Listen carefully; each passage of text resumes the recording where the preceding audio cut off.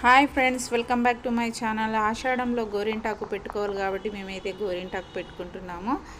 చూసారు కదా, ఎర్రగా పండాలంటే ఆకులు ఏమేమి వేయాలన్నది ఈ వీడియోలో చూసేద్దాం పదండి.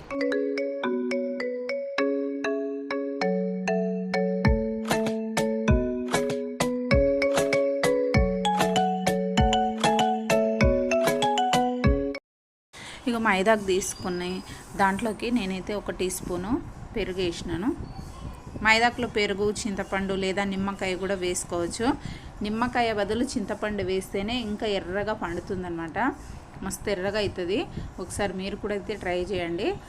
చూసారు కదా, కొంచెం చింతపండు అయితే నానబెట్టినాను. ఈ నానబెట్టిన చింతపండు కూడా వేసుకోవాలి. కొంచెం కాసు, ఆకులో వేసుకునే కాసు ఉంటుంది కదా, ఆ కాసు ఇంకా ఎక్కువ ఎర్రగా పండుతుంది అన్నమాట. ఈ కాసు కూడా వేసి రుబ్బుకొని ఇప్పుడైతే చేతికి పెట్టుకుంటున్నా. ఆకు నెలలో ఎన్నిసార్లు పెట్టుకోమన్నా అన్నిసార్లు పెట్టుకుంటా. నాకు అంత ఇష్టం అనమాట. అది కూడా డిజైన్ ఇష్టం ఉండదు, ఓన్లీ ఇట్లా పెట్టుకోవడం మాత్రం ఇష్టము. ఇక నేనైతే కంప్లీట్గా పెట్టుకున్నాను. ఇక మన అందుకు కూడా పెట్టినానమాట. పెట్టేసిన తర్వాత ఆమె పడుకుంది. ఇక కవర్ అయితే కట్టినాము. ఇక మొహానికి బెడ్షీట్లకు రుద్దేస్తుందని కవర్ అయితే కట్టేసి పడుకోబెట్టినాం అనమాట. మా పెద్ద పాప కూడా డిజైన్ వేసుకుంది.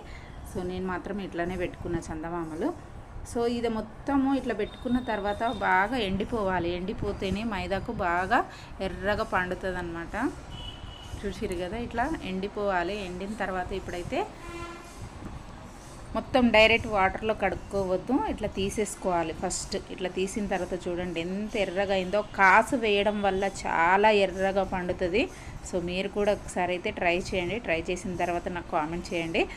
ఇక ఫైనల్గా మా ముగ్గురు ఇట్లలో ఎవరిది ఎక్కువగా పండిందన్నది మీరే చూడండి ఈ వీడియోలో. సో కడుక్కున్న తర్వాత ముగ్గురిది స్టెప్ బై స్టెప్. మా చిన్న పాప, నెక్స్ట్ పెద్ద పాప డిజైన్ వేసుకుంది జస్ట్.